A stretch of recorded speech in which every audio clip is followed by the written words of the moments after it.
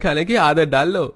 रवि अपनी बुआ को और परेशान करने लगता है और सुबह होते ही बुआ जी अपने घर के लिए रवाना हो जाती हैं और निहारिका अपनी माँ से वीडियो कॉल पर बात करती है। दोनों ही अपने कमरे में बैठी थीं। माँ, मिर्च से बचने का कोई इलाज बताओ।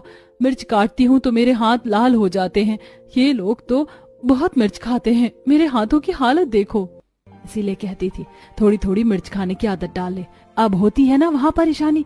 सुन, जब तू मिर्च काटती है या मिर्च वाला खाना बनाती है तो ग्लव्स पहन लिया कर, हाथों में जलन नहीं होगी। अपनी माँ से बात करके निहारिका को काफी अच्छा लगता है और जब भी वो रसोई में खाना बनाने जाती तो मिर्ची काटते समय हाथों में ग्लव्स पहन लेती। ऐसे ही एक शाम जब नितिन घर पर होता है और सब लिविंग हॉल में बैठकर चाय नाश्ता कर रहे होते हैं तो माँ, मैं क्या सोच रहा था, बहुत दिन हो गए हम लोग कहीं बाहर नहीं गए। क्यों ना आज हम सब कहीं बाहर कुछ खाने के लिए चलें? आज तो मेरा भी बाहर डिनर करने का मन है और भाभी भी हमारे साथ कभी बाहर नहीं गई। अगर तुम सबका दिल बाहर डिनर करने का है तो चलो। अब पूरा परिवार रात में डिनर के लिए तैयार होता है और वो लोग एक 5 स्टार होटल में जाते हैं जहां सभी अपने लिए chilli potato, chilli paneer, chilli momos, pasta जैसी चटपटी और स्पाइसी डिश ऑर्डर करते हैं तो वहीं निहारिका अपने लिए वेज बिरयानी, रायता और नान ऑर्डर करती है। पिछले 10 सालों से मैं इसी रेस्टोरेंट में आ रहा हूँ, पर दिन इस रेस्टोरेंट का स्वाद बढ़ता ही जा रहा है। बस तीखा काम है।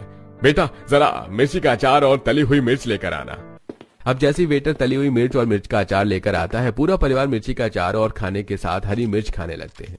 कुछ ही देर में निहारिका का ऑर्डर आता है और जैसे वो अपनी बिरयानी और नान खाती है उसके कानों से धुआं निकलने लगता है और वो कान पर हाथ रखकर जीभ निकालकर चिल्लाती है, मेरा मुंह जल रहा है, कान से धुआं निकल रहा है। ये खाना कितना तीखा है। वेटर भैया, जिन्होंने आपसे तीखा मांगा था उसे खाना तीखा दीजिए। मेरा खाना क्यों तीखा कर दिया? ये मिर्च, जीभ जल रही है। कोई बात नहीं निहारिका, तुम ये जूस पी लो।